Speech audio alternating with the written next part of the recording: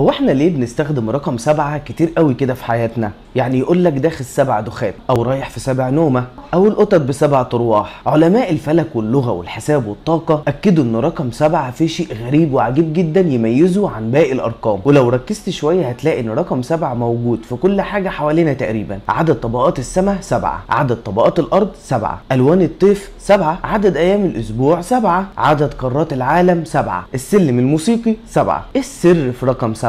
التفسير الاشهر في الموضوع ده هو اللي اتكلم عنه ابن القيم في كتابه زاد المعاد في هدى خير العباد. ابن القيم قال ان رقم 7 ليه دور كبير في التركيب الالهي ومعجزات، واستشهد على ده بان ربنا عز وجل ذكر رقم 7 في اكتر من موضع في القرآن. يعني عندك مثلا في سورة يوسف 7 سنين عجاف و7 بقرات، مضاعفة الحسنات في 7 سنابل، عدد ايات سورة الفاتحة 7، عدد كلمات التوحيد 7، ربنا عز وجل خلق الارض والسماوات في 6 ايام واستوى على العرش في اليوم السابع. حتى في العبادات الدينية الطواف حوالين الكعبة 7، السعي بين الصفا والمروة 7. ومن هنا يا عزيزي المشاهد ابن القيم بيقول ان رقم 7 هو رمز للكمال الالهي والروحي، ولان الكمال لله وحده فاحنا بنستخدم رقم 7 كاشارة ان احنا جبنا الاخر في الحاجة اللي احنا بنعملها. انا محمد فرج، سلام.